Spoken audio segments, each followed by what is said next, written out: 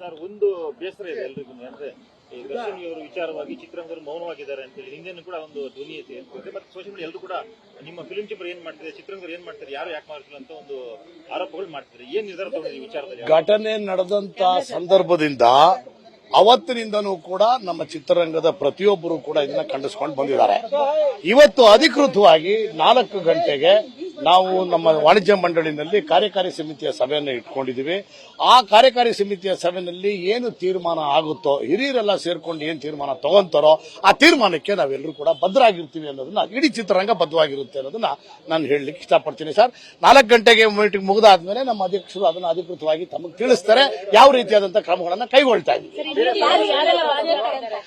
ನಮ್ಮ EC members ಅಷ್ಟೇ, ನಮ್ಮ ಮಾಜಿ ಅಧ್ಯಕ್ಷರುಗಳಿದ್ದಾರೆ, ಮಾಜಿ ಅಧ್ಯಕ್ಷರುಗಳು ಬರ್ತಾರೆ. ಸಂಘದವರು ಇದರ ಒಂದು ಡಿಸಿಷನ್ ತಗೋಬೇಕು ಅಂತ ಹೇಳ್ತಿದ್ರು ನಿನ್ನೆ ವಾಣಿಜ್ಯ ಮಂಡಳಿ ಅಧ್ಯಕ್ಷರು.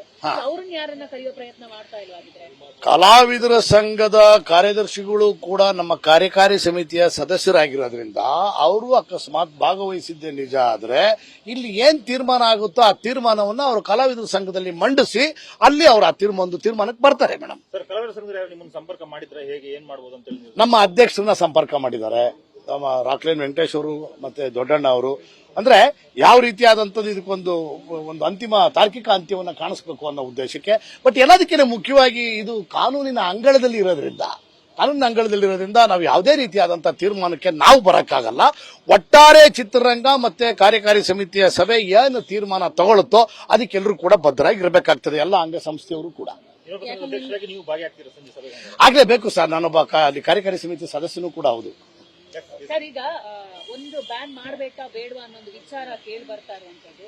ಸೊ ಈ ವಿಚಾರಕ್ಕೆ ಸಂಬಂಧಪಟ್ಟಂತೆ ಇವತ್ತಿನ ಮೀಟಿಂಗ್ ಅಲ್ಲಿ ಏನಾದರೂ ಡಿಸ್ಕಷನ್ ಆಗುತ್ತೆ? ದಯಮಾಡಿ ಮೇಡಮ್, ಯಾವುದೇ ಕಾರಣಕ್ಕೂ ಈ ಪ್ರಜಾಪ್ರಭುತ್ವದ ವ್ಯವಸ್ಥೆನಲ್ಲಿ ಬ್ಯಾನ್ ಅಂತಕ್ಕಂಥ ಪದವನ್ನ ಯಾರ ಮೇಲೆ ಬಳಸಕ್ಕಾಗಲ್ಲ ಮೇಡಮ್. ನಾನು ನಿನ್ನೆನೂ ಕೂಡ ಒಂದು ವಾಹಿನಿಯಲ್ಲಿ ಅದನ್ನ ಹೇಳಿದ್ದೀನಿ. ಏನಪ್ಪಾ ಅಂದ್ರೆ ನಾವು ಅಸಹಕಾರ ಅಂತಕ್ಕಂಥದ್ದನ್ನ ವ್ಯಕ್ತಪಡಿಸಬಹುದು, ಅಸಹಕಾರ ಚಳವಳಿ ಅಂತ ಮಾಡ್ಕೋಬಹುದೇ ವಿನ ನಾವು ಬ್ಯಾನ್ ಅನ್ನೋ ಪದವನ್ನು ಒಬ್ಬ ವ್ಯಕ್ತಿ ಇನ್ನೊಬ್ಬ ವ್ಯಕ್ತಿಗೆ ಬ್ಯಾನ್ ಮಾಡೋ ಅವಶ್ಯಕತೆನೂ ಇಲ್ಲ. ಆಮೇಲೆ ಪ್ರಜಾಪ್ರಭುತ್ವದ ವ್ಯವಸ್ಥೆನಲ್ಲಿ ಅದು ಇಲ್ಲ. ಸರ್, ಏನಂದ್ರೆ ಸೋಷಿಯಲ್ ಮೀಡಿಯಾದಲ್ಲಿ ಚರ್ಚೆ ಏನಂದ್ರೆ ನೀವು ಹಿಂದೆ ಒಂದಿಬ್ರು ನಟಿಗೆ ಜೊತೆಗೆ ಒಂದಿಷ್ಟು ಹೀರೋಗಳಿಗೆ ಈ ತರ ಬ್ಯಾನ್ ಅಂತ ಹೇರಿಕೆ ಮಾಡಿ ಆಮೇಲೆ ವಾಪಸ್ ತಗೊಂಡಿದ್ದಿದೆ.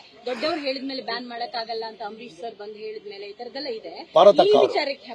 ಪಾರ್ವತಕ್ಕ ಅವರು ಹೇಳಿದ್ರು, ಅಂಬರೀಶ್ ಅಣ್ಣನು ಹೇಳಿದ್ರು. ಈಗ ಯಾಕೆ ಅವಾಗ ಆಗಿರತಕ್ಕಂತ ತಪ್ಪನ್ನ ತಿರುಗಿ ತಪ್ಪು ಮಾಡ್ಬೇಕ ಮೇಡಮ್? ಅವಾಗ ಒಂದ್ಸರಿ ಬ್ಯಾನ್ ಅಂತ ಹೇಳಿ ಅದನ್ನ ಹಿಂಪಡೆದಿದ್ದಾಗಿದೆಯಲ್ವಾ, ತಿರುಗಿ ಅದೇ ತಪ್ಪು ಮಾಡಕ್ಕಾಗ್ತದ? ಸೊ ಆ ತಪ್ಪುಗಳನ್ನ ನಾವು ಮಾಡಲ್ಲ. ಅದನ್ನ ಕೂಲಂಕುಷವಾಗಿ ಕ್ರಮ ಅಂದ್ರೆ ಅಸಹಕಾರ. ಕ್ರಮ ಅಂದ್ರೆ ನೀವು ಯಾವ ರೀತಿ ತಗೊಳಕ್ ಸಾಧ್ಯ? ಕ್ರಮ ತಗೊಳ್ಳೋದಕ್ಕೆ ಕಾನೂನಿದೆ, ಪೊಲೀಸ್ ಇದ್ದಾರೆ, ನ್ಯಾಯಾಲಯ ಇದೆ, ಅವ್ರು ತಗೊಂತಾರೆ ಕ್ರಮನ. ಅವ್ರು ತಗೊಂಡಾದ ಮೇಲೆ ನಾವು ಯಾವ ರೀತಿ ತಗೋಬೇಕು ಅನ್ನೋದನ್ನ ನಾವು ತೀರ್ಮಾನ ತಗೊಂಡು ಮಾಡ್ತೀವಿ. ಸರಿ, ಈಗ ಅಸಹಕಾರದ ಪ್ರಕ್ರಿಯೆ ಅಸಹಕಾರದ ಪ್ರಕ್ರಿಯೆ ನಾನು ಪರ್ಟಿಕ್ಯುಲರ್ ಆಗಿ ಒಬ್ಬರ ಬಗ್ಗೆ ಹೇಳ್ತಾ ಇಲ್ಲ ಮೇಡಮ್. ಚಿತ್ರರಂಗದಿಂದ ಅಸಹಕಾರ ಅನ್ನೋಂಥ ಇದು ಸ್ಟಾರ್ಟ್ ಆದ್ರೆ ಅದರಲ್ಲಿ ಯಾವುದೇ ಕಾರಣಕ್ಕೂ ನಿರ್ದೇಶಕರ ಸಂಘದ ಸದಸ್ಯರುಗಳು ಅವರ ಚಿತ್ರಗಳನ್ನ ನಿರ್ದೇಶನ ಮಾಡಲ್ಲ. ನಿರ್ಮಾಪಕರ ಸಂಘ ಅಥವಾ ವಾಣಿಜ್ಯ ಮಂಡಳಿ ನಿರ್ಮಾಣ ಮಾಡತಕ್ಕಂಥ ವ್ಯಕ್ತಿಗಳಿಗೆ ನಾವು ಸಹಕಾರ ಕೊಡಲ್ಲ.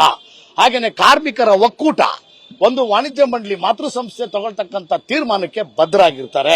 ಯಾರು ಕೂಡ ಕಾರ್ಮಿಕ ವರ್ಗದವರು 24 ಕ್ರಾಫ್ಟ್ನವರು ಕೂಡ ಯಾರು ಅವರಿಗೆ ಸಹಕಾರ ಕೊಡಲ್ಲ, ಅವ್ರ ಸಿನಿಮಾಗಳಲ್ಲಿ ವರ್ಕ್ ಮಾಡಲ್ಲ. ಸೊ ಅಸಹಕಾರದ ಮಾನದಂಡ ಅಂದ್ರೆ ಇದು. ಸರಿ, ಈಗ ಮುಖ್ಯವಾಗಿ ನಿರ್ಮಾಪಕರು ನಿಮ್ಮ ವಲಯದಿಂದ ನೀವೇನು ಸಿನಿಮಾಗಳನ್ನು ಮುಂದೆ ಶುರು ಮಾಡೋದಿಲ್ಲ, ಆ ತರ ಆಗಿರುತ್ತಲ್ವಾ?